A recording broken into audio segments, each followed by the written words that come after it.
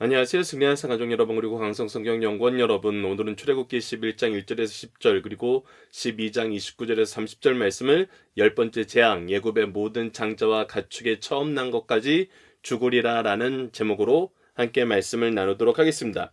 드디어 열 번째 재앙에 대한 실행을 하나님께서 말씀하시고 그리고 그것을 이루시는 12장의 내용을 오늘 함께 살펴보도록 하겠습니다. 자, 1절입니다. 여호와께서 모세에게 이르시되 내가 한 가지 재앙을 바로와 애굽에 내린 후에야 이제 이것이 마지막 재앙이 되어서 그가 너희를 여기서 내보내리라 라고 얘기하면서 이것으로 말미암아 애굽이 완전하게 항복하게 될 것임을 분명히 깨닫게 하십니다. 그가 너희를 내보낼 때 여기서 반드시 다 쫓아내라 그러면서 쫓겨나가는 것처럼 급하게 나가게 됨을 얘기합니다. 그리고 나서 무엇을 하라 그러냐면 2절 말씀에 백성에게 말하여 사람에게 각기 이웃들에게 은금 패물을 구하게 하라 하시더니 여호와께서 그 백성들로 예굽 사람들의 은혜를 받게 하셨고 또 그 사람 모세는 예굽 땅에 있는 바로의 모든 신하와 백성의 눈에 아주 위대하게 보였더라. 즉 하나님께서 은혜를 받게 하시고 권위의 옷을 입히셔서 하나님이 말씀하신 그 모든 것이 뜻대로 하나님의 계획대로 하나님이 가르쳐 주신 대로 인도하신 대로 이루어지게 만든다는 것입니다. 여러분 우리가 이제 자세히 보게 되면은 인간들이 지금까지 계속해서 우리가 열 번째 재앙을 통해서 무엇이 나타났었냐면 애굽의 바로와 그의 신하들 그들의 완악함 하나님 앞에 겸비하지 못함이 나타났습니다. 하나님의 뜻이 선언되고 그 선언하신 것에 의해서 하나님께서는 이 세상을 다스리시는데 그것을 따르지 않는 사람들이 있었어요. 근데 결국은 어떻게 되냐는 겁니다. 결국은 따를 수밖에 없게 만드신다는 것입니다. 이것은 무엇이냐면 하나님께서 참된 통치자이시고 주권자이심을 드러내길 기뻐하시고 그리고 그것이 드러났을 때 하나님께서는 하나님의 백성에게 주시고자 하시는 모든 은총과 그리고 그들에게 부여하신 모든 권위가 세상에서 분명히 드러나게 만드신다는 것입니다. 때로는 그 은혜의 통로가 세상이 될 때가 있다는 거예요. 이것은 우리가 자세히 봐야 될 부분입니다. 우리가 다니엘의 세 친구도 뜻을 정하였을 때 그들의 건독자에게 하나님께서 은혜를 있게 하셨고 느부갓네살로 하여금 은혜를 베풀게 하셨습니다. 바로 앞에 나아갔던 요셉도 마찬가지였어요. 그리고 우리가 에스더서를 보면 에스더도 그가 사람들의 은총을 받게 되고 왕의 은총을 받게 되는데 이 모든 것은 하나님의 조정하심 속에서 하나님의 준비하심 속에서 하나님의 주권적인 통치 안에서 이루어지는 걸 보게 됩니다. 그래서 하나님의 백성들이 하나님의 뜻 안에서 순종하게 나아감을 얻을 수 있도록 하나님께서는 세상 사람들을 조율하신다는 것. 이것이 지금 어떤 개념으로 연결되냐면 바로 구속사의 주인공이 누구신가? 이것으로 연결됩니다. 하나님은 하나님의 일을 하실 때 하나님이 보내신 하나님이 선택하신 하나님의 백성을 통해서 일하길 기뻐하십니다. 그래서 그 뜻을 받은 사람이 구속사의 주인공이에요. 그러나 이제 우리가 자세히 봐야 되는 건 무엇이냐면 이 구속사의 주인공들은 우리가 세상에서 생각하는 것처럼 주인공이 모든 스포트라이트를 받고 모든 영광과 모든 찬양과 모든 부를 누리는 것이 주인공이 아니라 하나님이 세우신 구속사의 주인공들은 무엇하는 존재가 되냐면 하나님 앞에 나아가고 하나님 앞에서 애통하고 온유한 마음으로 기도하면서 하나님의 은혜의 통로, 축복의 통로, 하나님을 알게 하는 지혜의 통로, 하나님의 거룩함으로 나오게 하는 통로, 하나님의 의로 나오게 하는 의의 통치를 이 세상에 선언하는 통로가 되게 하신다는 것입니다. 그래서 우리가 영광받고 우리가 조명받는 것이 아니라 오직 하나님만 조명받고 하나님의 은혜가 확장되게 만든다는 거예요. 자, 이것이 이루어지는 것을 우리가 이제 경험하게 됩니다. 하나님은 이스라엘 민족을 탄압했던 이 애굽 민족들로 하여금 하나님의 권위에 인정함을 받게 하고, 이제 이스라엘 민족이 나갈 때 오히려 그들이 두려움에 떨려 있지만 그들이 나간다고 하는 이스라엘 사람들을 향하여서 어떤 마음을 갖게 하냐면 은혜로운 마음을 받게 한다는 거예요. 이것이 참 세상 역사에서는 서술되기 어려운 부분입니다. 지금 1년이라는 시간 동안 바로와 애굽의 대표인 바로와 하나님이 전쟁을 하는 중이었어요. 그리고 애굽 백성들은 계속 지고 있었어요. 애굽의 바로 왕은 계속 지고 있었어요. 그러면 그들이 가지고 있는 감정이나 기본적인 태도는 적대감일 수밖에 없어요. 그런데 놀랍게도 하나님의 통치 역사가 일어나자 오히려 그들이 은혜를 베풀게 된다는 거예요. 우리들의 말하는 그 모든 말을 듣게 된다는 거예요. 여러분들, 이 변화는 정말 세상에서 우리가 일반적으로 생각하는 그 법칙이 아닙니다. 오직 하나님이 통치하셨을 때 나타나는 법칙이에요. 그리고 우리는 이것을 자주 경험하게 된다는 것입니다. 하나님께서 우리를 구속사의 능력 있는 일꾼으로 부여해 주셔서 하나님의 구속사의 주인공으로 쓰실 때 우리는 이것을 경험하게 됩니다. 앞으로 모세와 이스라엘 백성이 경험하게 될 것이고, 이스라엘 민족이 경험하였고, 지금 교회가 경험하였고, 우리가 경험할 일이란 거예요. 자, 그때 이제 모세의 태도는 무엇일까요? 모세는 이제 10번째로 바로에게 나아가게 됩니다. 그리고 이 10번째 나아가게 될 때 이게 언제였냐면 바로 우리가 9번째 재앙에서 바로가 완악하여진 그 끝으로 네가 다시 나를 볼 때는 네가 정녕 죽으리라 하는 죽음이 선언된 그 상태에서 모세가 바로에게 나아가서 얘기하는 거예요. 죽음을 각오하고 나아가고 있어요. 그러나 지금 모세에게는 자기의 죽음에 대한 위협이 중요한 것이 아니었어요. 하나님의 뜻을 전하고 하나님의 뜻 안에서 구원의 역사가 일어나는 것이 중요한 거였어요. 그래서 보십시오. 4절 말씀을 보십시오. 모세와 바로에게 이르되 여호와께서 이와 같이 말씀하시기를 밤중에 내가 애굽 가운데로 들어가리니 애굽 땅에 있는 모든 처음 난 것은 왕위에 앉아있는 바로의 장자부터 맷돌 뒤에 있는 몸종의 장자와 모든 가축의 처음 난 것까지 죽으리니. 자, 죄악의 무서움을 가르쳐 줍니다. 리더가 타락했을 때 무서움을 가르쳐줘요. 바로의 완악함이 끝까지 하나님의 법에 순종하지 않는 방향으로 계속 달려나가고 끝까지 거부했을 때 그 죄악이 얼마나 크게 확장되고 하나님의 뜻에 반대되는 상황으로 나아가게 되는지를 우리가 보여주고, 그 심판은 결국은 죽음이라는 것을, 그 결과는 결국은 죽음이라는 것을 가르쳐 줍니다. 그리고 그 결과가 어디에까지 확장되냐면 모든 사랑과 이 자연세계까지 확장되게 된다는 거예요. 그래서 6절 말씀을 보십시오. 예굽의 온 땅에 전무후무한 큰 부르짖음이 있으리라. 큰 울음이 있을 거라는 거예요. 큰 슬픔이 있을 거라는 거예요. 완전한 항복이 있게 된다는 거예요. 그러면서 동시에 얘기합니다. 그러나 이스라엘 자손에게는 사람에게나 짐승에게나 개 한 마리도 그 혀를 움직이지 아니하리니, 즉 어떤 공격도 없고 어떤 변화도 없이 지금에 있는 현재 상태에서 그들의 생명이 계속 유지될 거라는 거예요.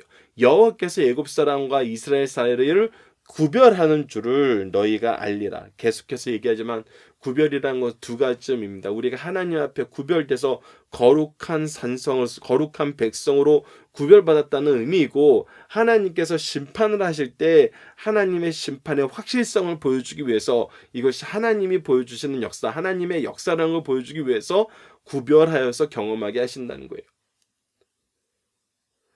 자, 그리고 나서 이제 모세의 마음이 나타납니다.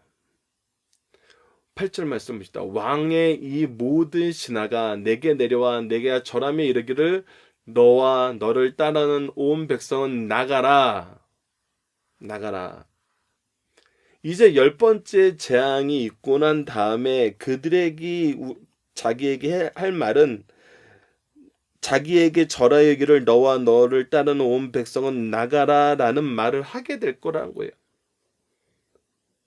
이것은 무엇을 얘기하는 거냐면 지금 10번째 심판이 선언이 돼요. 그러나 우리가 이제 다음 말씀에서 상고해 보게 된 거지만 이 상황에서도 이 심판에서도 무엇이었었냐면 구원의 길이 있었어요. 유월절의 길이 있었어요. 그리고 무엇이 있었어요? 이 10가지 재판의 심판의 공통적인 특징은 뭐예요? 회개의 역사가 그들을 구원할 수 있었어요. 그들이 하나님께 지금 이제 순종하면 돼요. 근데 모세가 알고 있는 것이 뭐냐면 하나님이 모세에게 알려준 것이 무엇이냐면 이 일이 있기 전에 그들이 회개하면 좋을 텐데 이 일이 있은 후에야 회개하게 될 거라는 거예요. 후에야 이제 하나님께 항복할 거라는 거예요. 이제 그것이 너무나 안타까운 거예요. 그래서 너희들이 이 일이 있은 후에야 내게 절하며 너와 너를 따르는 온 백성이 나가라고 얘기하게 되고 그때서야 내가 가리라 하고 심히 노하여 바로에게서 나오니라. 왜 회개하지 못하냐는 거예요. 이제 마지막 때가 왔다는 거예요. 마지막 때가 왔는데도 왜 그것을 깨닫지 못하느냐는 거예요. 하나님이 얼마나 지금 끊임없이 가르쳐주고 있는데 끊임없이 보여주고 있는데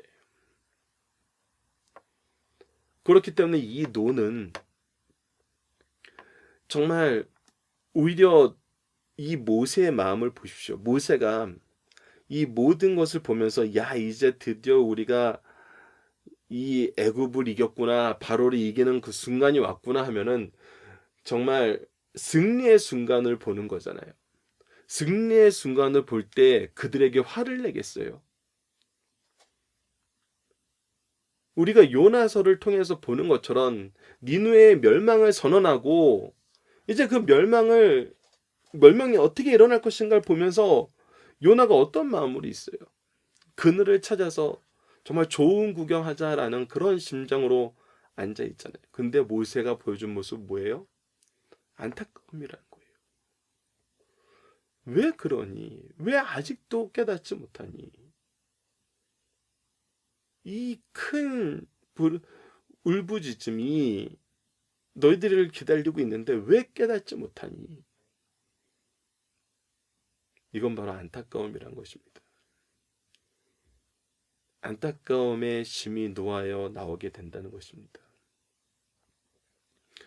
우리는 정말 모세를 통해서 이 자세를 배워야 됩니다. 우리가 안타까워하는 것은 그들이 회개하지 못하여입니다.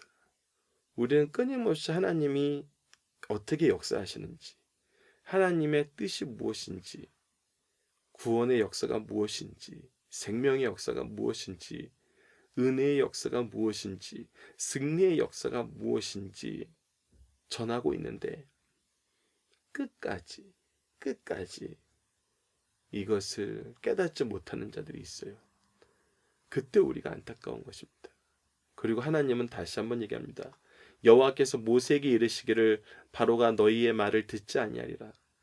네가 그렇게 강하게 자주 정말 때로는 정말 그들의 뜻대로 모든 것을 들어주면서 하나님의 뜻을 전했는데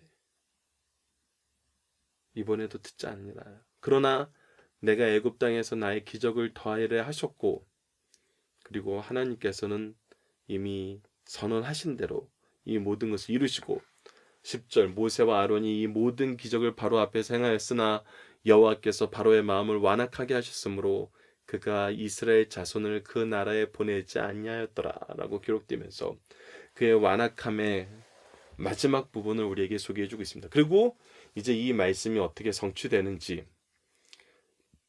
12장 말씀을 봅시다. 12장 29절 보면은 그대로 이루어집니다. 하나님께서 4절 말씀부터 하신 그 말씀, 4절 말씀을 보면 밤중에 내가 애굽 가운데로 들어가리니, 자 29절 보십시오. 밤중에 여호와께서 애굽 땅에서 모든 처음 난 거, 밤중에 애굽 땅에 들어가셔서 애굽 땅의 5절 말씀과 연결돼서 애굽 땅에 있는 모든 처음 난 것은 왕이 앉아 있는 바로의 장자로부터 맷돌 뒤에 있는 몸종의 장자와 모든 가축의 처음 난 것까지 죽이리니라고 했는데, 그것이 이루어지고 있습니다. 애굽 땅에서 모든 처음 난 것, 그 왕이 앉은 바로의 장자부터 옥에 갇혀 있는 사람의 장자까지와 가축의 처음 난 것까지 다 치시며, 그리고 어떻게 해요? 그 밤에 그 모든 신하와 모든 애굽 사람이 일어나 애굽에서 큰 부르짖음이 있었으니, 바로 큰 부르짖음이 있으니 6절 말씀에 성취가 그대로 있음을 보게 됩니다. 이는 그 나라에 죽임을 당하지 아니한 집이 하나도 없었습니다. 여러분들, 하나님의 말씀을 우리가 경히 여기지 말고 이 말씀이 계속 들려왔을 때 우리는 그 말씀으로 돌이켜야 됩니다. 그것이 회개의 역사입니다. 얼마나 이 부분을 성경이 중요하게 얘기하고 있는지 우리가 다시 한번 주목해 봅시다. 자, 본문 묵상입니다. 하나님은 어떠한 역사 속에서 이스라엘 백성들은 애굽 백성에게 은혜를 받았고 모세는 위대하게 보이게 됐나요? 자, 3절 말씀을 봅시다. 여호와께서 그 백성으로 애굽 사람의 은혜를 받게 하셨고, 자, 이게 이제 조금 전에 설명했던 것처럼 신비입니다. 그냥 하나님께 계속 공격만 당했어요. 그러면은 무엇이 생겨요? 미움이 생겨요. 억울함이 생겨요. 우리 세상 역사에서 보게 될 때는. 그런데 은혜를 베풀게 된다니요. 이거는 우리가 상식선에서 받아들일 수 없는 얘기입니다. 근데 하나님께서 무엇을 보셨냐면 하나님의 창조주의 능력과 통치의 위엄과 심판의 어미함을 보여주셨어요. 그래서 무엇을 하게 돼요? 하나님의 뜻에 따르는 삶을 살아요. 자, 그래서 하나님의 뜻에 따르는 삶을 살게 되는데, 이 하나님의 뜻을 전하는 사람들이 누구였어요? 이스라엘 백성이었어요. 모세와 아론이었어요. 그래서 이제 하나님의 뜻을 따르는 삶을 산다는 것은 그리스도의 일꾼들에게 순종하는 삶을 산다는 거예요. 그들의 뜻에 동의하는 삶을 사는 거예요. 동의하게 만드시는 것이 바로 하나님이셨고, 그 동의가 바로 은혜를 베풀게 하는 거였어요.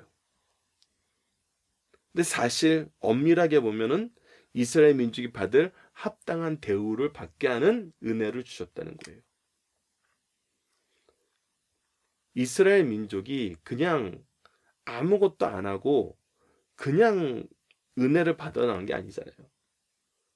수십 년에서 수백 년 동안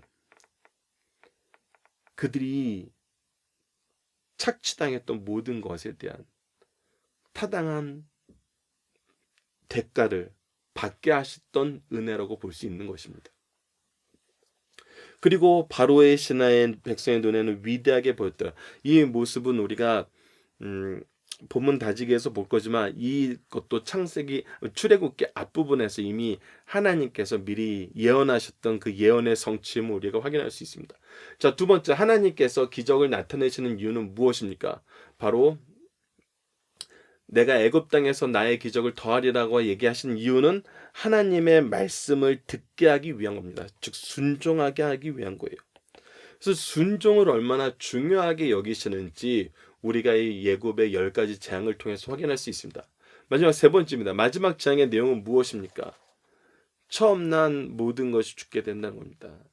바로의 장자로부터 정말 맷돌 뒤에 있는 몸종, 즉 그 당시에는 계급사였기 때문에 가장 존귀한 자부터 가장 천한 자까지, 더 나아가서 동물들까지 그 장자들은 모두 하나님의 심판의 대상이 된다는 것입니다. 이것은 삶과 생명의 주권자가 하나님임을 보여주는 사건입니다. 자, 본문의 중심 사정 봅시다. 출애굽기 11장 1절에서 15장 21절 말씀은 이스라엘의 출애굽의 과정을 보여주는 말씀입니다. 하나님께서 아브라함에게 그의 자손이 한 나라의 종이 되어 400년 동안 괴로움을 받은 후 당신께서 직접 그 나라를 치시고 자손을 해방시키다고 말씀하셨어요. 이것이 바로 창세기 15장 말씀이죠. 해방시킬 때는 많은 재산을 가지고 예비한 약속의 땅으로 오게 하신다고 이미 말씀하셨습니다. 출애굽기 3장 22절에서도 이 부분이 드러나고 있어요. 하나님께서 아브라함에게 약속하셨던 말씀은 이제 좀 더 구체적으로 시행하고 계십니다. 지금까지 하나님께서 애굽에 내리신 9가지 재앙의 핵심은 모세와 아론을 통하여 바론에게 전달 명령한 것으로, 그 내용은 이스라엘은 너희의 노예가 아니요 나의 백성이다. 나의 백성이다. 그들을 보내어 나를 섬기게 하라. 나의 백성으로 나에게 예배하게 하라. 나의 백성으로 나와 함께하게 하라. 이것이 하나님의 명령이었던 것입니다. 그러나 바로는 이를 거절하였어요. 하나님은 이 명령이 창조주의 절대 명령이요 왜 순종해야 하는지 증명하기 위해서 9가지 재앙을 통해서 하나님의 주권과 능력을 보여주시고 체험하게 하셨어요. 그리고 하나님의 뜻이 실현됨을 보여줘요. 실현되게 하세요. 마지막 10번째 재앙을 통해서. 애굽의 장자가 죽은 10번째 재앙은 출애굽기 전반의 중심 사건일 뿐 아니라 출애굽기 전체를 보아도 가장 핵심적인 사건 중에 하나입니다. 10번째 재앙은 역사의 중요한 전환점이 되는 사건이므로 다른 재앙처럼 재앙만 다루는 것이 아니라 재앙이 임하게 된 역사적 경위를 우리가 오늘 본문 말씀에서 봤고 진행을 12장 29절에서 36절에서 구분하여서 볼 수 있습니다. 이 10번째 재앙을 내리면 재앙을 통해서 6월절의 규례를 우리에게 제정해 주시고 이스라엘 장자 봉헌의 제도가 여기서부터 시작됨을 우리가 볼 수 있고, 또 무교절까지 이어지는 것을 통해서 하나님께서 이 날을 기억하고 이것이 어떤 의미가 있고 구원의 역사가 무엇인지, 은혜의 역사가 무엇인지, 생명의 역사가 무엇인지, 승리의 역사가 무엇인지를 자손들에게 전할 수 있는 규례와 절기로 정하여 주셨습니다. 이 규례들은 장차 이스라엘의 정체성을 정의하는데 핵심 사상이 되게 됩니다. 자, 본문의 중심사입니다. 첫 번째, 사람은 하나님의 명령을 거부할 자유는 있으나, 그럴 수 있어요. 자유의지가 있기 때문에. 그로 인해 오는 심판은 거부할 능력이 없어요. 왜? 하나님은 공의로운 하나님이시고 이 세상의 질서를 모두 세워놓으시기 때문에. 의는 하나님의 뜻과 일치된 것이고 악은 하나님의 뜻을 거역하는 겁니다. 의는 하나님의 영광의 은혜가 있지만 악은 하나님의 심판이 있습니다. 하나님의 말씀은 반드시 실현됩니다. 바로에게는 내 백성을 보내 나를 섬기게 하라는 하나님의 명령을 거부할 자유가 있었습니다. 그러나 명령을 거부함으로 오는 재앙, 심판은 거부할 능력이 없었어요. 막을 능력도 없었어요. 하나님이 주시는 대로 모든 재앙을 다 받았습니다. 특별히 재앙을 주실 때에도 바로가 고통 중에 호소하면 하나님께서 그 호소를 들어주셨어요. 이것이 얼마나 놀라운지 몰라요. 하나님께 간구하면 용서해 주신다는 거예요. 그러면 순종하라는 거예요. 순종하겠다고 용서를 빌어요. 근데 그것을 거절하고 거부할 줄 아시지만 그의 부탁을 들어주세요. 참, 우리 하나님이 어떤 분이심을 다시 한번 보게 됩니다. 그러나 바로의 마음이 완악하여 조그마한 여유만 있어도 약속을 파기하였어요. 하나님은 이것을 미리 아셨고 9번이나 반복하시면서 계속해서 기회를 주셨어요. 하나님께서 이제 10번째 재앙을 예고하시면서 이번 재앙 때는 반드시 보낼 것이라고 말씀하십니다. 모두가 하나님의 말씀대로 실현되고 있어요. 두 번째, 국가 최고 통치권자나 교회의 지도자, 가정의 부모가 범죄하면 하나님께서 심판하실 때 그 구성원 모두가 화를 받게 된다는 겁니다.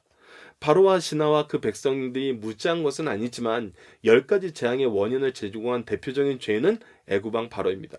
바로의 마음에 너무 완악하여 그토록 확실한 하나님의 뜻, 말씀, 명령을 알고도 순종하지 않았어요. 그 결과 모든 재앙 때마다 바로가 전면에서 재앙을 받았습니다. 그러나 재앙들이 바로에게 임한 것이 아니라 그 신하와 그 백성들에게 물론요 애굽 전역의 모든 자연에게도 화가 묻혔어요. 오히려 바로는 그가 가진 것이 많았기 때문에 여유가 있었죠. 오히려 백성들은 더 많은 고난을 당하게 되는 거예요. 제사장이 범죄했으면 그 죄의 벌이 백성에게로 돌아가는 것을 우리가 레위기에서도 확인할 수 있습니다. 제사장이 율법을 잊으면 하나님께서 자식을 잊어버리신다는 것이 우리가 호세아서에서 경고하신 말씀이에요. 사람들이 범죄를 하면 피조물도 고통을 당한다는 것이 바로 로마서에서도 나타난 것이고, 창세기에서도 가인의 죄로 인해서 땅의 심판 저주를 받음을 우리가 보게 됩니다. 출애굽 당시 당시 애굽의 국민과 자유는 바로 때문에 10가지 재앙을 함께 받는 고통을 겪게 되었어요. 세 번째, 무심코 범한 죄도 공의로운 하나님께서 반드시 심판을 받게 됩니다. 죄는 어떤 경우에도 범하지 말아야 된다는 것입니다. 하나님께서 모세를 통해서 이스라엘 백성은 내 노예가 아니라 그들은 내 장자다라고 분명히 선언해 줬어요. 근데 이에 대해서 바로는 무슨 소리인가, 그들은 내 합법적인 노예다, 내가 선왕에게 인계받은 노예다라고 계속 자기의 소유권을 주장해요. 하나님의 장자를 학대하였다면 바로의 장자부터 시작하여 애굽의 모든 사람의 장자와 짐승의 첫 새끼까지 하나님의 심판으로 죽게 된다는 것을 하나님께서 미리 예고하셨습니다. 그 결과 이스라엘은 전원 해방되었어요. 바로가 겁없이 이스라엘 백성에게 아들이 태어나거든 그를 나일강에 던지라 하였으니 자기 아들을 죽는 벌을 받았어요. 하나님께서는 공의로우시기 때문에 이 모든 것을 책임을 물으신다는 거예요. 죄를 죄로 보지 않고 범하거나 죄를 죄로 알고도 겁없이 범한 자는 반드시 죄의 값을 받게 된다는 것입니다. 자, 본문 다짐입니다. 하나님은 모세에게 어떠한 때가 왔음을 말씀하시냐면 바로 이제 하나님이 얘기하신 출애굽의 때가 왔음을 얘기합니다.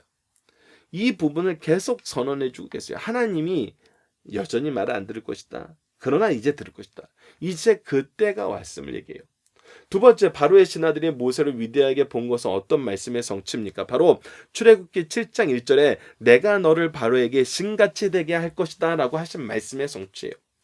즉 우리가 앞서 중심사상에서부터 살펴봤던 것처럼 이 모세를 하나님께서 애굽왕에 보내신 것은 바로 아브라함, 우리가 창세기 15장에서 확인했던 것처럼 아브라함에게 주셨던 언약의 말씀의 성취의 때가 왔기 때문에 하나님께서 그 역사를 이루신 거예요. 그래서 하나님은 항상 그 역사를 무엇으로 이루시냐면 말씀의 성취로 이루세요.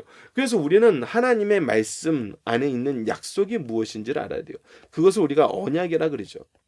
그래서 언약의 내용을 알 때, 그 언약의 내용을 바로 이해할 때, 바로 이해한다는 게 굉장히 중요하거든요. 아브라함도 하나님께서 주신 언약을 받았지만 계속 그것을 자기 한계에서 잘못 해석해요.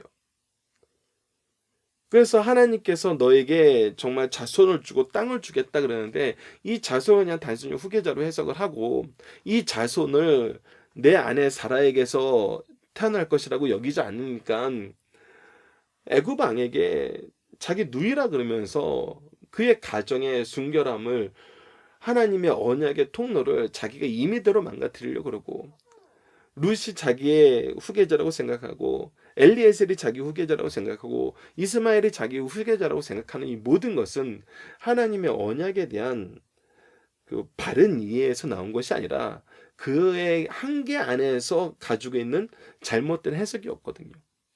그런데 하나님께서 어떻게 해요? 계속 찾아오셔서 고쳐주시는 거예요. 나의 뜻은 그게 아니다. 나의 약속은 그것이 아니다. 나의 약속은 바로 이것이다. 내가 너에게 주고자 하는 언약의 은혜는 바로 이것이다. 사라를 통해서 약속의 아들로 태어난 이삭이 너의 후계자다. 육체의 아들로 태어난 이스마엘이 아니다. 분명히 얘기해 주시는 거예요. 그래서 우리는 하나님의 약속이 무엇인지 알아야 되고 그 약속을 잘 이해해야 돼요. 그때 하나님의 역사를 우리가 바로 보게 되고 하나님의 역사는 한치의 오류도 없이 하나님이 약속하신 그대로 성취되는 걸 우리가 보게 됩니다. 세 번째, 장자의 죽음은 어떤 말씀에 대한 성취입니까? 이 부분도 이미 우리가 봤던 것처럼 출애굽기 4장 22절에 23절 너는 바로에게 이르기를 여호와의 말씀에 이스라엘은 내 아들 내 장자라 내가 내게 이르기를 내 아들을 보내주어 나를 섬기게 하라 하여도 내가 보내주기를 거절하니 내가 내 아들 장자를 죽이리라 하셨다라 하시니라 라고 얘기하면서 이미 출애굽기 4장에서 미리 이 말씀을 예고해 놓으셨습니다. 즉 우리가 이번 본문에서 보게 되는 것은 하나님의 약속은 어떻게 된다? 반드시 성취된다. 성취된다는 것입니다. 하나님이 정하신 때가 왔습니다. 약속의 때가 왔다는 거예요. 우리는 이것을 기억하면서 살아야 된다는 겁니다. 믿음을 굳게 하시기 위해 우리에게 주신 언약의 말씀은 어떤 말씀인지 각각 나눠봅시다. 우리가 올해 이제 마지막 부분에서 올해 이제 중요한 두 파트가 상반기에는 2월부터 시작하는 요한복음이고 중간에 이제 구약의 시편 우리가 좀 남은 것을 마무리한 다음에 이제 사도행전으로 다시 한번 돌아갑니다. 사도행전에서 주셨던 말씀은 마태복음 28장 19절로 20절 예수 그리스도께서 우리에게 주신 지상 명령에 대한 그 명령과 그 명령을 성취하게 하시기 위한 약속 안에서 이루어지는 복음의 확장이에요. 그래서 우리에게 주신 언약의 말씀 가운데 가장 확실한 게 뭐냐면 복음의 확장입니다. 무엇할 때 우리를 통해서 이 말씀을 전하게 하시고 그 전한 말씀을 듣게 하신다는 거예요. 듣는 자로 하여금 믿게 하시고 믿는 자로 하여금 구원받게 하신다는 겁니다. 이것이 지금 하나님이 우리를 통해서 이루시기를 기뻐하시는 일이라고 성경을 통해서 분명히 선언하고 2000년 교회사에서 끊임없이 확인된 내용이에요. 우리는 먼저 이 가장 확실한 언약의 말씀, 이것을 먼저 우리가 삶 속에서 경험해야 됩니다. 삶 속에서 경험해야 됩니다. 엄밀히 말하면 경험하게 하십니다. 이번 주 공동 기도 제목은 온 우주에 대한 하나님의 주권적 통치와 능력을 인정하고 하나님의 뜻을 따르며 선포하는 삶을 살게 하여 주소서입니다. 오늘 본문 말씀을 통해서는 연약하고 자격이 없는 우리와 언약을 맺으시고 언약을 어떻게 이루시는지 끊임없이 종도를 보내어 가르치시고 잘못된 길에서 돌이키게 하시고 이 말씀의 성취를 통해서 믿음을 굳게 하시고 우리를 언약의 자녀로 세우셔서 복음의 사명을 감당하게 하심을 감사합니다. 우리도 언약의 말씀을 전하며 그 안에서 구원의 증거가 되는 삶을 살게 해주소서라고 기도하는 우리 승리한 삶 가족 여러분들, 강성 성경 연구원 여러분들에게 기도합니다. 감사합니다.